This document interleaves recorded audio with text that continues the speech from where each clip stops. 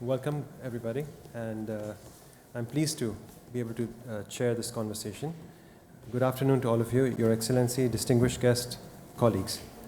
It is my honor to help moderate this pivotal discussion, as the title says, on the blueprint, the Cityverse blueprint. How do we craft digital governance for the next digital era? And as you heard in the earlier presentation and the comments from His Excellency, the Cityverse is no longer a vision of the future. It is upon us. And I think it's on us to collectively make that real and make it a community effort. So to drive that conversation, I'm very honored to be joined by a distinguished panel of global leaders who will bring their invaluable insights from government, technology, and urban development to this conversation today. And you heard a brief introduction, but one of the things I'd like to mention is these esteemed panelists that are sitting with us today are not only experts in the relative fields, but they also serve as vice chairs or in other leadership positions for the global initiative we mentioned that was launched a couple of days ago, the Global Initiative on Virtual Worlds and AI, Discovering the Cityverse. So it's my pleasure again to introduce His Excellency Mr. Jerry William Silaa, Minister of Information, Communication and Technology from Tanzania. Please welcome. Dr. Hyung Jun Kim, Chair of the ITU Study Group on IoT, Digital Twins, and Smart Sustainable Cities and Communities. Welcome. Mr. Ernesto Faubel, the Chair of the European Digital Infrastructure Consortium on Local Digital Twins. Welcome to you. And last but not least, Mr. Juni Markkanen, who is the Deputy Mayor of Tampere in Finland. Welcome to all of you. So let's begin. Let's start with you, Minister. Minister Silaa, considering Tanzania's development priorities, I'd like to understand how do you envision leveraging AI and virtual worlds can accelerate the digital transformation, improve public service delivery, and foster economic inclusion, both in urban and rural communities. We'd like to hear your insights, please. First of all, I'd like to appreciate the initiative done in the summit which will be called here in Dubai. Our government under Her Excellency Dr. Samia Suluhu Hassan is embarking in a massive economic development. We're having a huge investment in terms of infrastructure, in terms of revamping the airline, the national airline flag carrier, in terms of tourism, healthy education, and all sectors in the country. But also, Her Excellency has launched a 10 years digital economy strategy, which is being steered by my ministry. And while my ministry does a cross-cutting, enabling job to other ministries on the economic development, when you now look at AI in visual world, it now comes as an accelerator to where we are going. And with the current situation, AI is cross-cut in all aspects. Mentioning the few, on automation, you find a lot of industries and businesses which have automated and use AI to plan, to design, and to execute their operations. In terms of data analysis, in terms of service delivery, customer experience, where AI will work in the existing data, and as the presentation has been done here, to predict and to calculate and to remodel the way the customer experience can be done through all these sectors. Now,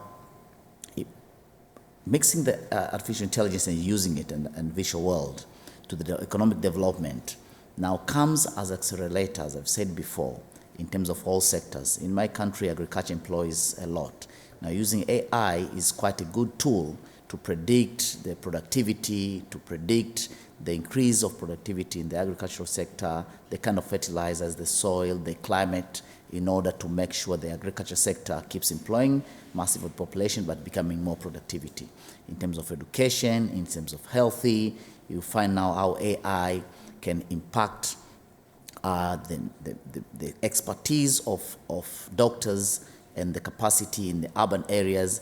Also, these doctors can also be used to provide healthy services in the rural areas, but also on visual worlds, as you're seeing in education, as the presentation has been done, students who were studying in rural areas which could not afford to get practical education or to find some subjects on only word presentation in books can now use visual worlds to come to a virtual reality and to come to the physical and good experience on the places and things they can learn, which now can bridge the gap between the urban and rural sectors to provide better service delivery, and all this together can result in a country's economic development.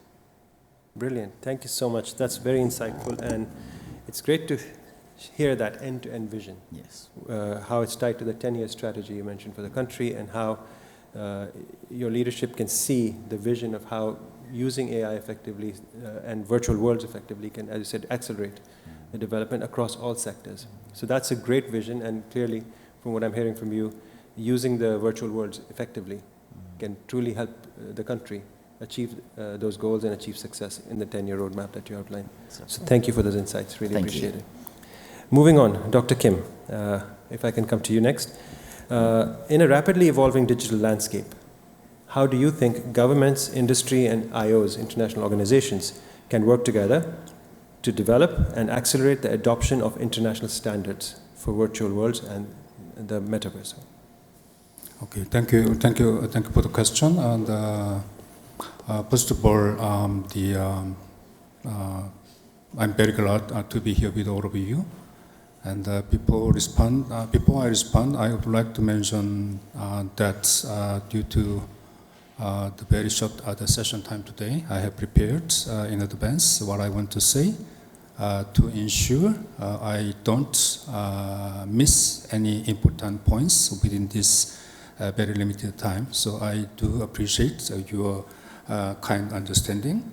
So in a rapidly evolving digital landscape, effective collaboration among governments, industry sectors, and international organizations is quite essential to develop and accelerate the adoption of international standards on virtual world and the Cityverse.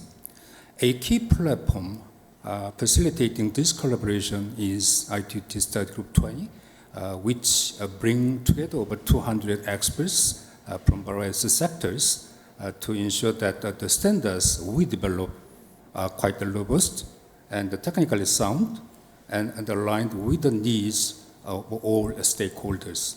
So through its multi-stakeholder approach, ITUT Study Group 20 actively engage governments and industry leaders and academia to identify emerging trends and challenges, thereby creating a comprehensive framework that support interoperability and security and innovation in virtual environments.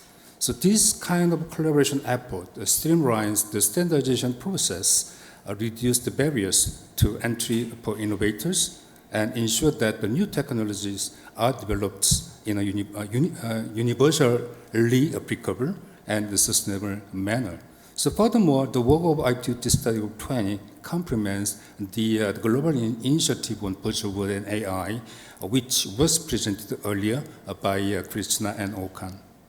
Together, this initiative drives technical advancements while building trust among users and stakeholders, a critical factor for the long-term success of the Cityverse and other AI-powered virtual world endeavors. So ultimately, by combining those efforts, we can foster a dynamic ecosystem that not only accelerates the adoption of international standards, but also empowers the cities, governments, and industry to contribute to more connected and innovative the digital future. So this is the little reply from my side. Over to you. Thank you so much for those insights. I'm glad you called out the work already being done by ITU and the Group 20 and all the experts that you mentioned coming from governments, international organizations, and industry. So there's a lot of thought leadership, and I hope with this initiative we turn that into action. Sure. So that's the promise of this new initiative that we've launched. But thank you for that. Moving on, Mr. Faubel, over to you. Given that Valencia has a significant tourist sector, and I speak from experience because I have traveled multiple times to Valencia, how can virtual worlds be integrated to both enhance visitor engagement and also to create new economic opportunities for the local businesses? Thank you for your question. First, let me say that I'm extremely honored to be here sharing this session with so distinguished panelists and representing, on the one hand, the European Digital Infrastructure Consortium for Local Digital Twins and the Cityverse, and on the other hand, the city of Valencia, that, as you have mentioned, tourism is one of the main sectors for the economy of our city. So we have identified some sectors, some fields in which we could apply this Cityverse, and obviously tourism is on the top of the list, with urban planning, with aspects such as participation, but with regards to tourism, it's one of the main things. Trying to improve the experience of the people that are visiting our city. And with this, I would like to give a kind of context information about what's happening in Spain, in my country, related to tourism and technology, because we are developing at country level a platform, a smart destination platform, in which cities are participating. On the one hand, the government, the central government, and the agency that is developing these common modules of this initiative, and cities are contributing with some specific modules, working, and this is very important for me, together in synergies with other cities, because together we can achieve more, obviously. And then this creating an ecosystem of technology and tourism that is converging, both aspects, and it creates strengths from our side to do this. Some aspects such as data spaces and things that are on the table could be very important for that. And Cityverse is another thing.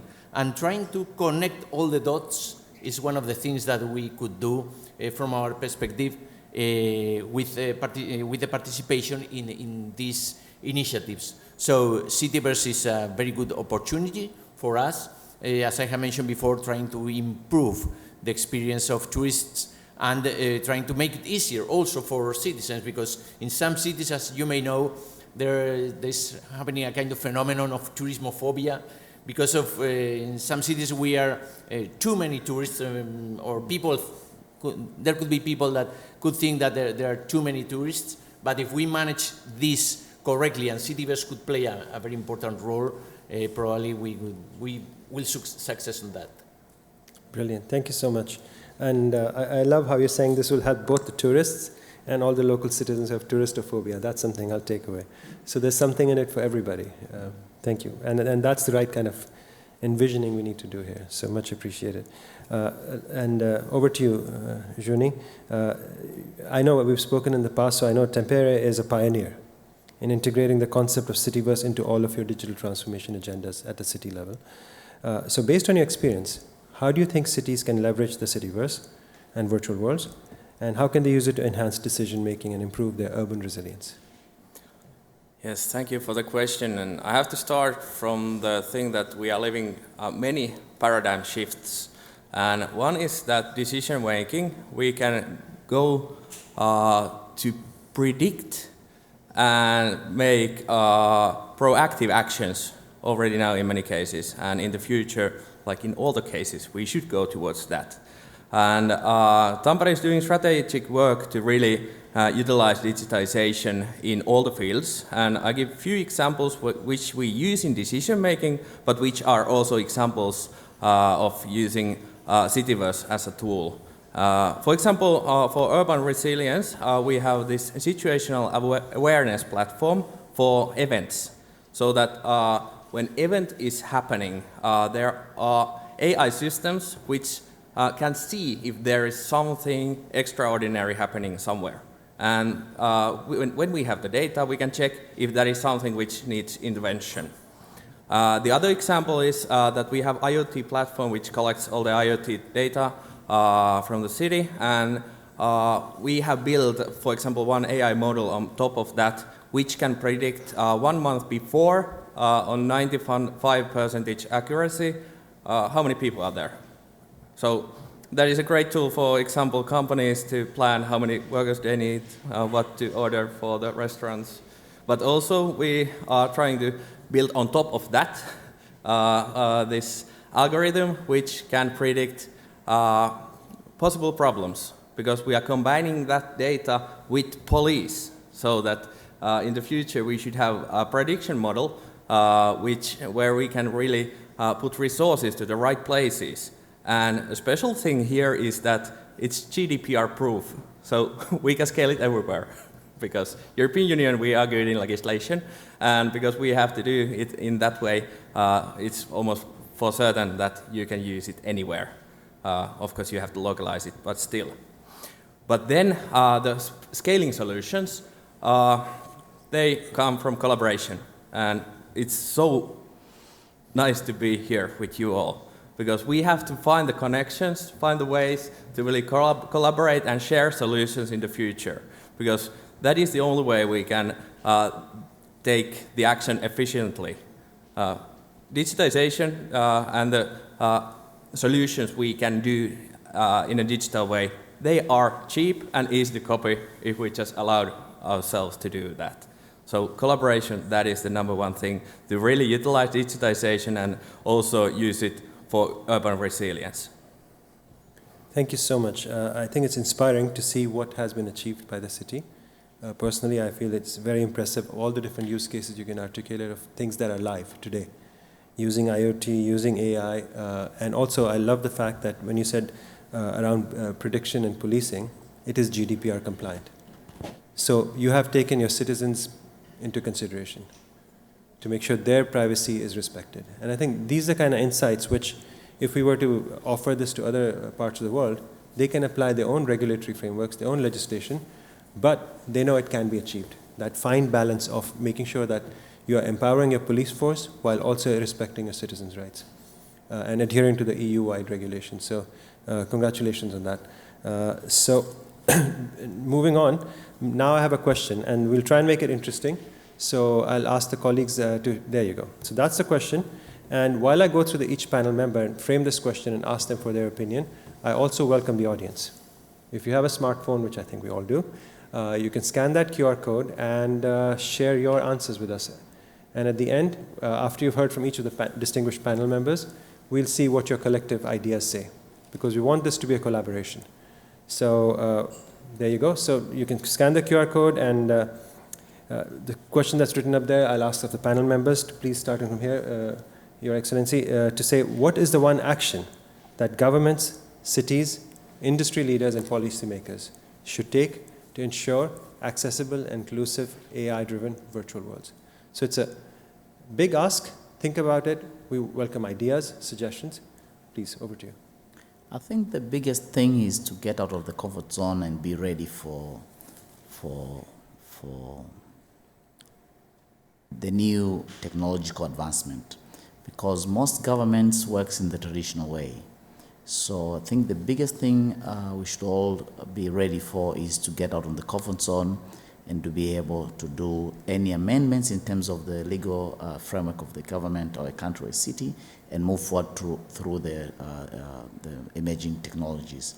In what way? As you may be aware, that as we are forming this initiative, governments should be ready to work together to formulate policies which will cut across, to formulate standards which will cut across. We could expect all AI standards and policies to be in such a way that they can accommodate all players in the field, rather than each country to do its own initiative and later to get a hardship of working together. That's one. But also, since now the AI and virtual worlds has brought a new dimension to a lot of things, we should be able to change. Should be able to change, because if we can find most governments, they hesitate even using some cloud technologies, some cloud processing, playing safe in terms of security, but the world has moved so fast. So I think the one thing that the government and cities should do is be ready to change, get out of comfort zone, and be ready to work together with other players. Thank you.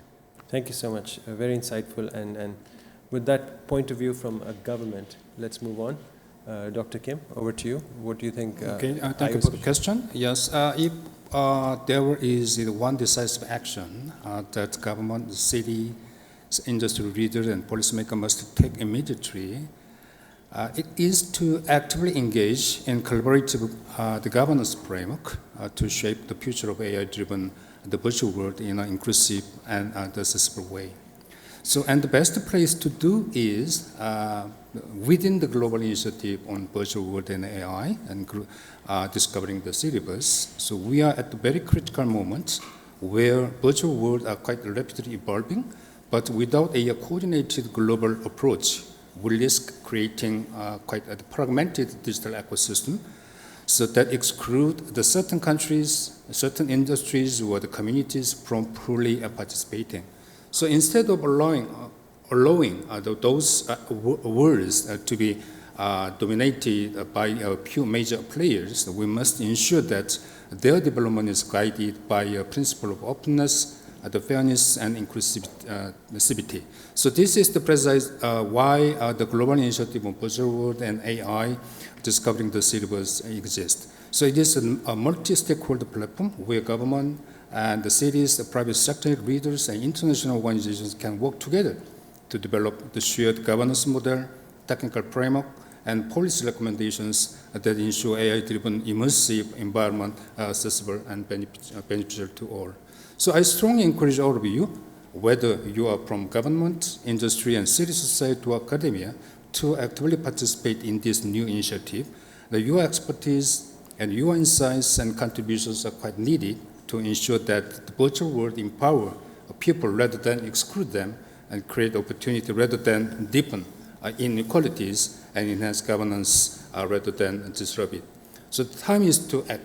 Is now, I believe, and let's not wait for AI-driven the virtual world to be shaped without our input. So let's take the lead and ensure that they are built for the benefit of all. So to conclude, I would like to kindly encourage you all to join this initiative so that we can develop an interoperable solution or framework for the global virtual world. So that's my response. Thank you. Over to you.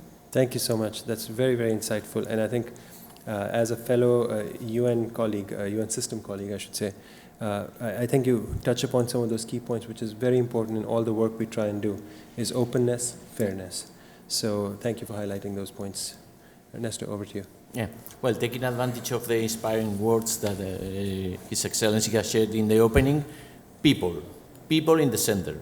Because we have been sometimes using technology for using technology, but now we have to focus on the citizens. Because Cityverse is not only for cities, it's more for citizens. So when we have to focus our policies in improving the quality of life of our citizens. And regarding accessibility, we are carrying out some projects that are thinking especially in those who have less opportunities, and Cityverse could play a very important role on that.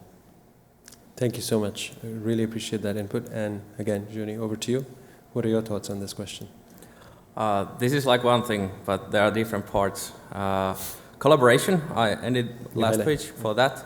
And what it means, His Excellency Mr. Mansouri told about human centricity. That should be the base. And then what we need is the global binding decision-making structures. And fortunately, that is one goal of our initiative as well. That is something we really need. Great, thank you so much. Crisp but very clear, global decision-making. If I can ask the colleagues who are monitoring this to see what kind of responses did we get from others. Hopefully you can see it on the screen in front of you.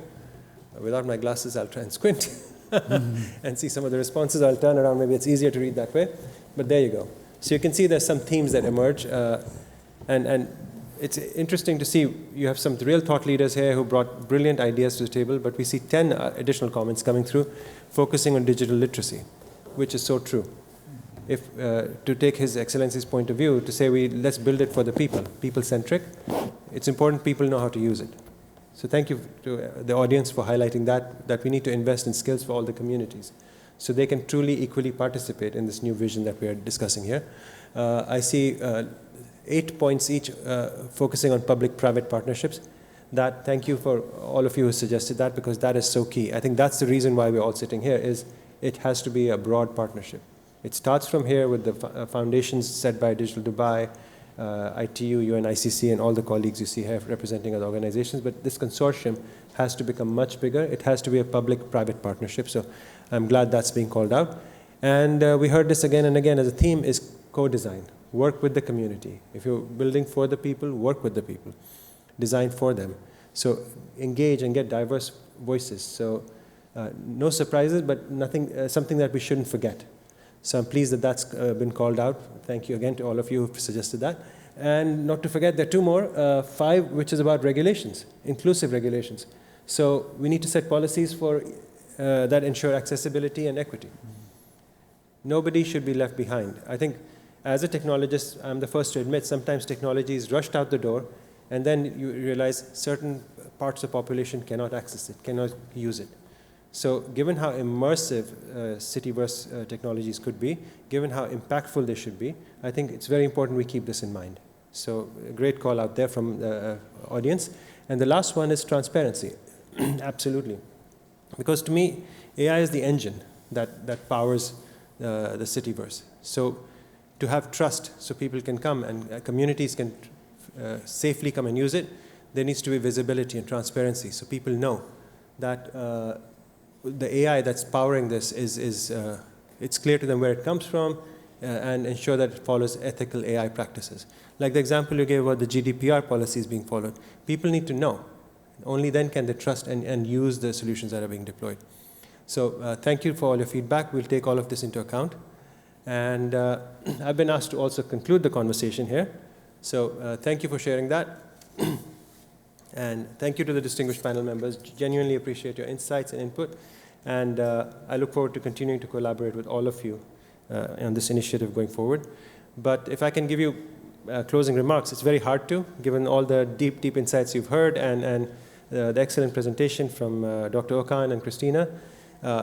I can only start with what His Excellency started us out with, to make it people-centric, to put people in the center. And I loved one of the comments you made is to say, use data to provide dignity. You said use code for collaboration. And I think that's the mindset we need to have. It's so easy to generate code. It's so easy to build this. But how do you build it collectively? That is the real challenge we have.